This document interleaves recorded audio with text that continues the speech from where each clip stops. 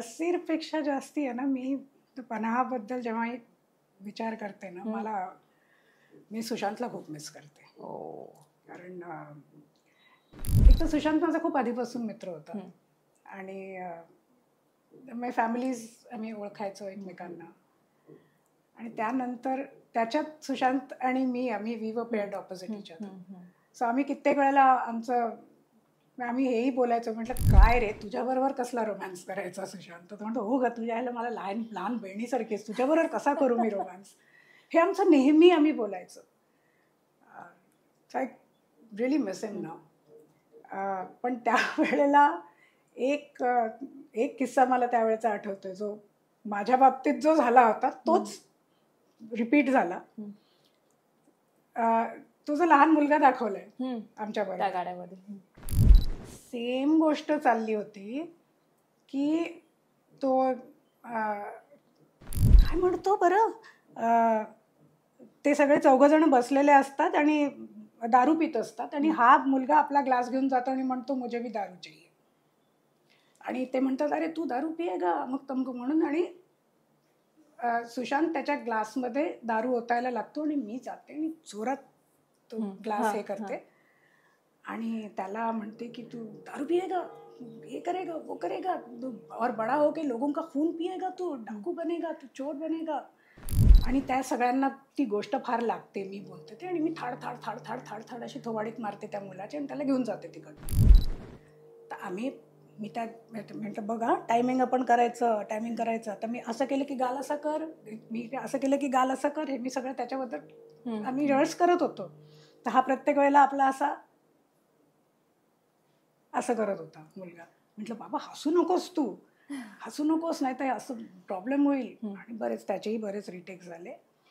आणि मला एकदा एका रिटेकमध्ये मी टायमिंग चुकलं आणि मी त्याला असं आणि असं मारायचं होतं, तर मी इकडनं मारायला सुरुवात केली आणि त्यावेळेला त्यांनी तोंड इकडे केलं आणि माझा हात बसला, म्हणजे गालाला कनेक्ट झाल्या तो जो माझ्याकडे असं बघायला लागला. आणि त्याच्यानंतर त्याला वाटलं की आता ही 3-4 जे द्यायचे त्याही खऱ्याच देणार आहे आता.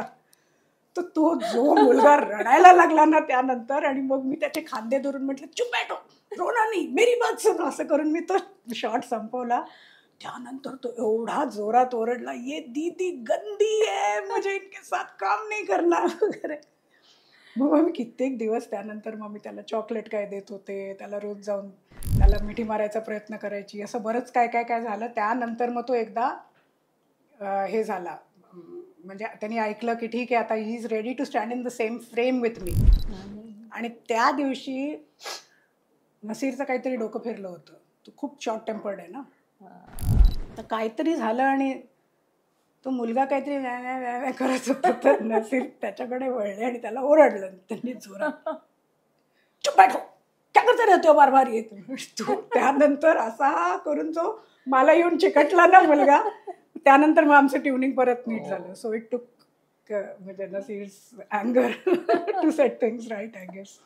तुम्ही नाना सरांसोबत पण काम केलेलं आहे आणि असं मराठी कनेक्शन असलं आपलं की आपण एक तर सेटवर मराठीतनं बोलतो, आपण कम्फर्ट झोन असतो बऱ्यापैकी, आम्हाला असं कळतं. तर तो जो नाना सर पण असे स्ट्रिक्ट आहेत, ओरडतात, चिडतात, शॉर्ट टेम्पर्ड आहेत, सगळं आहे, पण ते बोलायला लागले की ते छान, म्हणजे मूडमध्ये असेल तर ते सुंदर, एक त्यांच्याशी जर जुळलं तुमचं तर भट्टी तर छान जुळते. तुमचं कसं होतं? कारण एक रील सध्या आम्ही बघतोय एका मीडिया हाऊसमध्ये, तुम्ही आहात, विवेक सर आहेत, नाना सर आहेत आणि तुम्ही कॉफी पिताय आणि सर काहीतरी मोठ्याने बोलतात, ही बघ ही कॉफी घेऊन लिफ्ट, असं काहीतरी आम्हाला ऐकायला येतंय. ते म्हणजे ते तसे मस्तीखोर पण आहेत. सो ते ट्युनिंग सेटवरचं आणि कसं होतं? छान आहे ट्युनिंग मध्ये, काहीच प्रॉब्लेम नाहीये. आम्ही नाना बरोबर पण मी किती 3-4 चित्रपट केलेत. सो म्हणजे मला एक को ॲक्टर म्हणून, एक आर्टिस्ट म्हणून खूप रिस्पेक्ट आहे नानाबद्दल. कारण जी इंटेन्सिटी त्याच्या कामात असते आणि जी अर्थता असते त्याच्यात, आणि जो जीव ओतून तो जो करतो ना प्रत्येक कॅरेक्टर, मला अशा लोकांचं मला आहे ना खरंच खूप मनापासून मला रिस्पेक्ट आहे या लोकांबद्दल.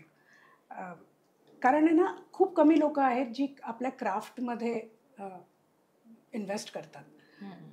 काम आलंय ना, आहे अनुभव, मग हे काय ह्या रोलमध्ये इतकं तसं काही करण्यासारखं नाही आहे, होऊन जाईल. आणि होतंही, अनेक वेळेला असं होतंही की तुमचा अनुभवच खरा एवढा असतो की तुम्हाला काही करायचीच गरज नसते. पण तरीसुद्धा प्रत्येक सीनमध्ये काहीतरी शोधायचं की ह्याच्यात काहीतरी वेगळेपणा आणूया, ह्याच्यात आपण हे पकडूया का, नको ह्याच्यामध्ये जर टोन सीनचा आहे की तो खूप चिडलेला आहे तर नाही, मी कोल्ड करतो एकदम, मग ते आणखीन अंगावर येईल. हे जेव्हा तुम्ही स्वतःला जेव्हा अप्लाय करायला म्हणजे करत राहता, तोवर तुमच्या आतला तो अभिनेता जो आहे तो जिवंत आहे, जागरूक आहे. एकदा ते संपलं ना की मग तुमचं पॅकअपची वेळ जवळ आली असं समजायचं. कारण याचा अर्थ की तुम्हाला आता काही इंटरेस्ट उरलेला नाही आहे त्याच्यामध्ये. सो हे नानांनी पण म्हणजे त्याचं जे स्क्रिप्ट होतं वॅक्सिन वॉरचं ना, ते अक्षरशः राईट साईडला स्क्रिप्ट आणि लेफ्ट साईडला जो ब्लँक पेज असतं ना, तिकडे रांगोळी होती प्रत्येक पानावरती. इतकं त्यांनी बारीक बारीक, आणि तो काय करतो, तो सगळं स्क्रिप्ट लिहितो स्वतः, सगळे संवाद त्याचे लिहितो. तो जेव्हा लिहितो स्वतः तेव्हा त्याला म्हणजे ते मेमरीत येतात, नाही तोवर पाठांतर त्याचं होत नाही. आणि त्याच्यात एवढे मोठे मोठे मॉनोलॉग्स होते त्याचे, ते सगळे लिहिले होते त्यांनी.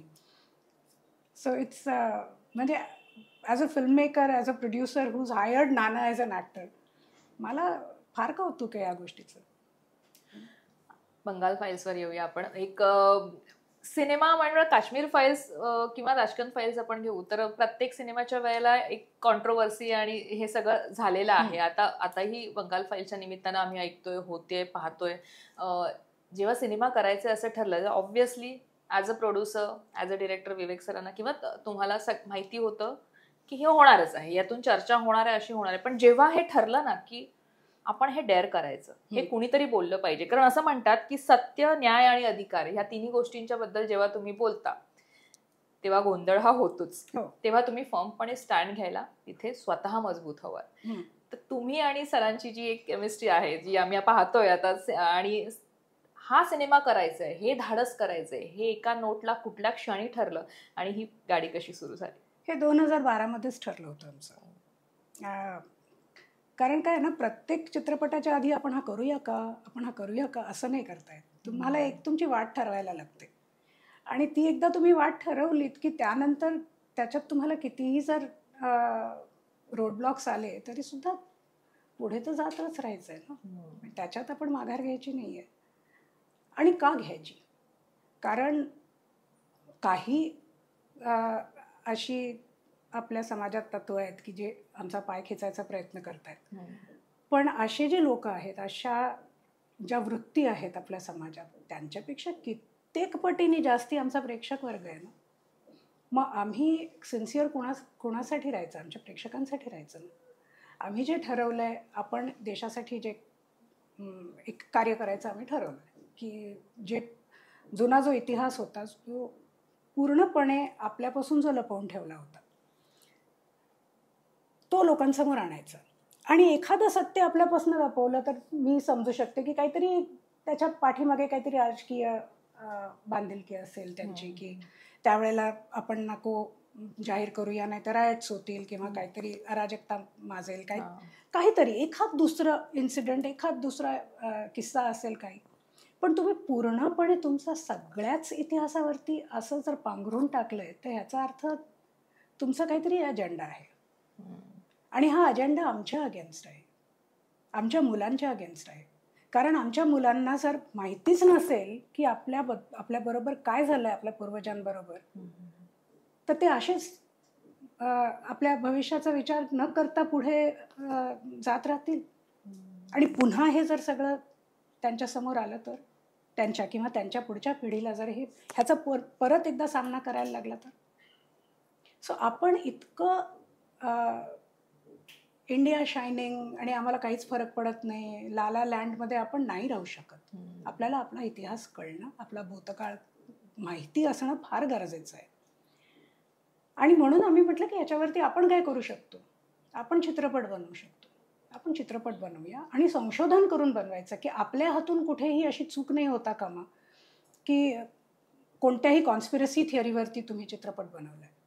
त्यामुळे आमचा रिसर्चचा जो एक प्रोसेस आहे तो पण खूप जास्ती आम्ही स्वतःसाठीच जास्ती कठीण करून ठेवलेला आहे, की ते 4-5-6 सोर्सेस मधून आम्हाला जोवर ते करॉबरेट होत नाही पूर्ण, सगळीकडनं जोवर त्याची पुष्टी मिळत नाही तोवर ते सत्य मानायचंच नाही. बरोबर. आणि त्याशिवाय ते आपल्या चित्रपटात असताच कामा नये. तर त्यामुळे ह्या रिसर्चला वेळही लागतो, काही वर्ष लागतात. पण आम्ही ठरवलं की हे 3 चित्रपट आपण काढायचे.